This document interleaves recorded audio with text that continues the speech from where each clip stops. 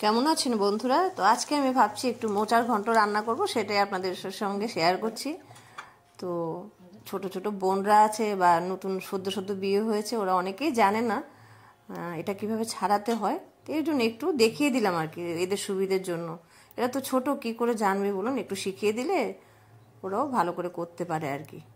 এই জন্য এগুলি ছাড়িয়ে নিতে হয়। এটা সবাই জানে, আমরা বড়রা তো সবাই জানি, ছোটদের জন্য এটা করছি। তাহলে ওরা শিখে গেল। তো এখানে মিক্সিতে দিয়ে দিচ্ছি আমি। এখানে আমি ডালগুলো দিয়েছি, আর দুটো তিনটে কাঁচা লঙ্কা দিয়েছি, আর একটু হাফ ইঞ্চি মতো একটু আদা দিয়ে দেবো, তাহলে কি বড়ার টেস্টি হবে। আর একটু একটু নুন দিয়ে দেবো, তাড়াতাড়ি হয়ে যাবে। এই জন্য এখন আমি এটা পেস্ট করে নেব।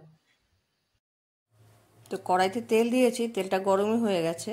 আমি একটু বাদাম ভেজে নেব, কেন কি এখানে আসলে একটু ছোলা ভিজিয়ে ছোলাটা সেদ্ধ করে দিয়ে দিলে বেশ ভালো হয়। আমি করিনি, এই জন্য বাদামই দিয়ে দিচ্ছি, একটু হেলদি বানানোর জন্য। বাদাম টাদামে তো প্রোটিন টোটিন থাকে, তো হেলদি হেলদি যেন হয় এই জন্য একটু বাদাম টাদাম দিয়ে। আর ভালো লাগে খেতে বাদাম টাদাম, মুখে পড়লে বাদাম কিশমিশ এগুলো আমি দেবো আর কি। ওই ছোলা থাকলে ছোলা দিয়েই করা যায়, বেশ ভালোই লাগে ছোলা দিয়ে খেতে। এখন একটু আলু ডুমো ডুমো করে কেটে নিয়েছিলাম, সেটাকে একটু ভেজে নেবো নুন হলুদ দিয়ে।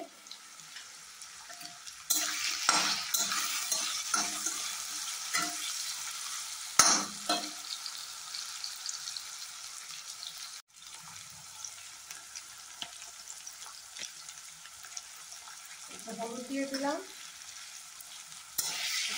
হলুদ দিয়ে ওগুলো ভেজে রাখবো। সবাই হয়তো পারে, তো আমি তো আমি যা করি সেটাই আমি মাঝে মধ্যে একটু ইয়ে জিনিস, স্পেশাল জিনিস, সেরকম ঠোঁট বড়ি খাড়া বড়ি ঠোঁট আমাদের হয়েই থাকে। মাঝে মধ্যে একটু স্পেশাল জিনিস, নিরামিষ দিনে না মোচার ঘন্ট বেশ সুস্বাদু হয়। তো এখানে কিছু কাঁচা লঙ্কা নিয়ে নিয়েছি, এখানে জিরে গুঁড়ো, ধনে গুঁড়ো, আর এখানে আছে একটু আধা ইঞ্চির মতো আদা নিয়েছি, একটু এলাচ দারচিনি, এগুলো কী করে পেস্ট করে নেব। আর ফোড়নে দেব আমি শুকনো লঙ্কা, জিরে, আস্ত জিরে, তেজপাতা আর হিং দেব। পেস্টটা করে আমি এগুলোকে একদম ইয়ে করে নেব, মেখে নেব আর কি। সেদ্ধ করে নিয়েছি আমি, আর এখানে তো এই এগুলিও ভাজা করে নিয়েছি, একটু আলু আর বাদাম ভাজা কম করে দিয়েছি, সেরকম বেশি দিইনি। তো এখন আমি এগুলি করে নিচ্ছি। তো এই যে আমি পেস্ট করেছি, সব কিছু দেখালাম, এখানে জিরে ধনে সব কিছু রয়েছে, এগুলো আমি এখানে ঢেলে দেব। তারপর অল্প একটু চিনি দিয়ে দেব, নুন দিয়ে দেব স্বাদ মতো, পরিমাণ মতো, যে যেরকম ভালোবাসে। শরীর টরীর খারাপ হলে তো প্রেশার টেশার থাকলে আবার নুন একটু কম খেতে হয়।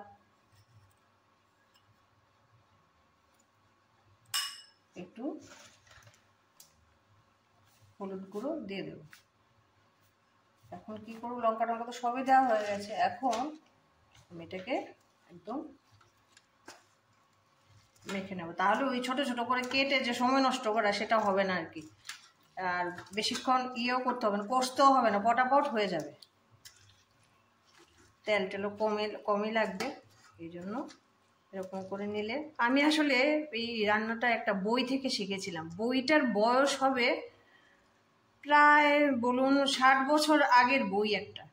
আমি বইটা এখন কোথায় রেখেছি বলতে পারবো না, আমাদের বাড়িতে, বাবার বাড়িতে আর কি। আমি ছোটই ছিলাম তখন জানতাম না, কিন্তু বইটা আমি যখন বড় হয়ে পেয়েছি তখন বইটা দেখলাম। অনেক রান্না আছে এখানে, পুরোনো আমলে 60 বছর আগের বই, বুঝতেই তো পারছেন। আমাদের বাড়িতে একজন ভাড়াটে ছিল, অপর্ণা বৌদি বলে।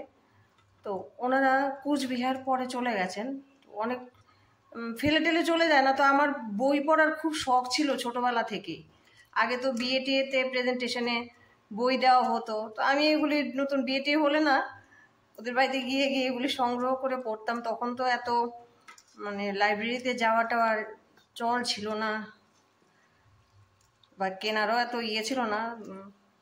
তখন আমি এই বইটা ওরা যখন চলে যায় আমি এমনিতেই মানে পেয়েছিলাম আর কি, ফেলেই গেছে ওরা।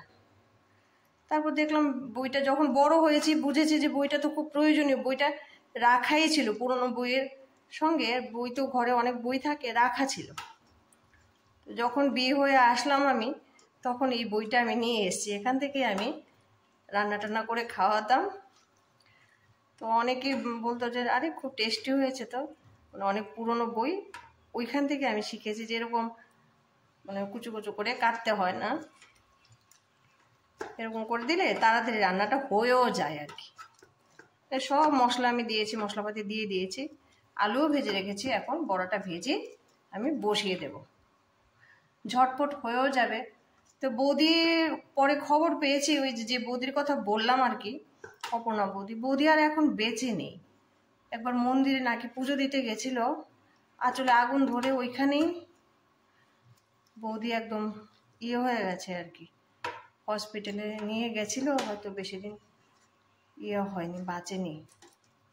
কিন্তু ওই বইটা রয়ে গেছে, স্মৃতিটা আমার মনে রয়ে গেছে বৌদির, এখনো কোকড়া কোকড়া চুল, ফর্সা, একটু ছোটোখাটো ফিগারের, এখনো মনে আছে। আমিও ছোট ছিলাম কিন্তু ওই চেহারাটা ভুলে যায়নি আর কি। মানুষের সব কিছু মানে হয়তো রোজ মনে করা হয় না, কিন্তু এই রান্নাটা যখন করি, বইটার কথা মনে পড়ে যায়, তখন না মনে এসে যায়। মানুষকে মনে করতে হয় না কোনো কিছু, বিভিন্ন ব্যাপারে মনে এসে যায় আর কি।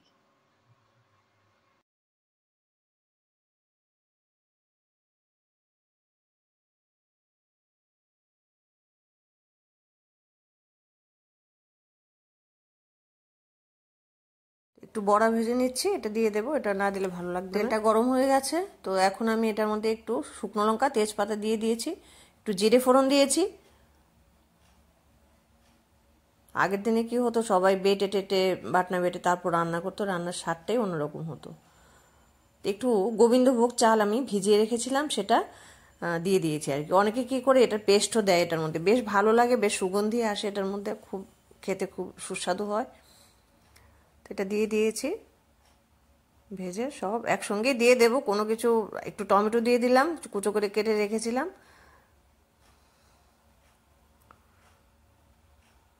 আসলে রান্নাটা তো যে যেরকম ভাবে করে, তো আমি ওই পদ্ধতি, ওই বইটা থেকে দেখে যখন রান্না করেছি, একটু নারকেল কুচি দিয়েছি, ছিল আমার কাছে এটা ঘরে,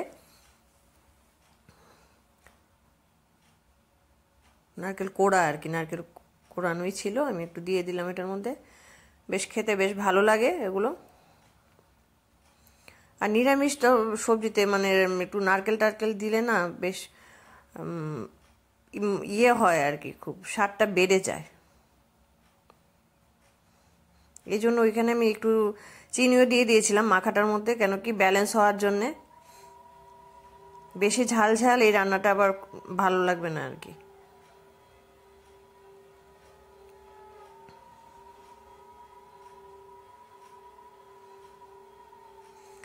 তো মশলাটা যখন কষে যাবে, তখন এই যে একদম তেল বেরিয়ে এসছে, টমেটোটাও একদম ইয়ে হয়ে গেছে, মজে গেছে।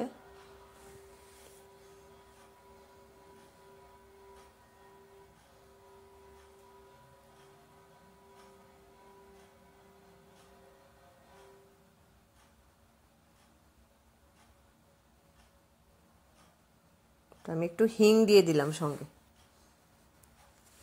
কারো যদি ভালো না লাগে, হিঙের টেস্ট না দিলেও চলবে, আমার ঘরে ছিল আর আমি দিয়ে একটু হজম টজমে বেশ ভালো হয়, তাড়াতাড়ি হজম হয়ে যায় সব কিছু, এই জন্য দিয়ে দিলাম আর কি।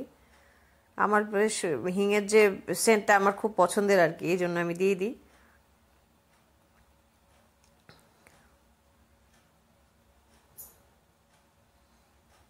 এই যে ভেজে রাখা আলুটা দিয়ে দিলাম, আলু বাদাম এখানে রয়েছে, এগুলো সব ঢেলে দিচ্ছি।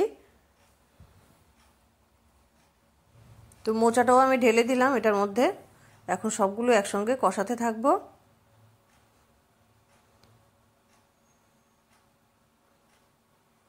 হয়ে যাবে তাড়াতাড়ি, সেরকম কোনো দেরিও লাগে না, আর খেতেও খুব সুস্বাদু হয়।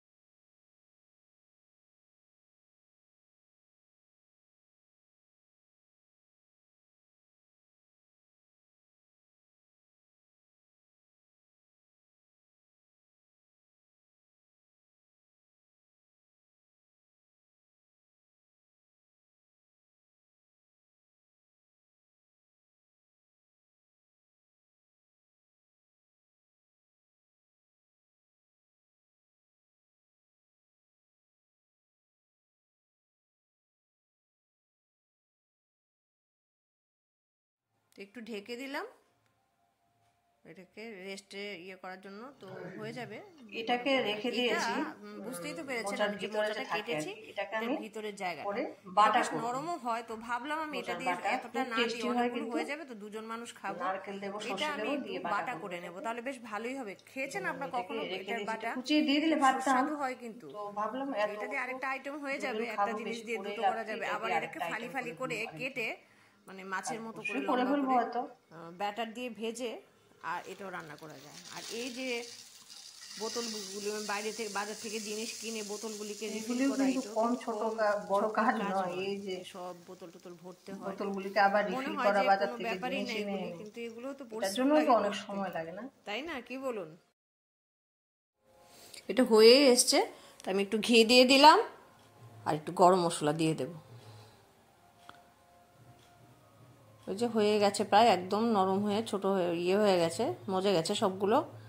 কত কমে গেল না, কতগুলো বসিয়েছিলাম, এখন তো একদম কমে একদম হয়ে গেছে। এটাই মেখে রেখে দিলে এটা হয়ে যায় আর কি, আর মানে কাটতে হয় না। খুব স্বাদ, খুব সুস্বাদু, স্বাস্থ্যকর, আর মোচার মধ্যে তো প্রচুর পরিমাণে আয়রন আছে, এটা খাওয়া তো খুব ভালো। তো আপনারা বানাবেন ঘরে নিশ্চয়ই। আপনারা কিভাবে বানান আমাকে জানাবেন, মাঝে মধ্যে একটু লাইক শেয়ার করলে খুব ভালো লাগে। সবাই ভালো থাকবেন।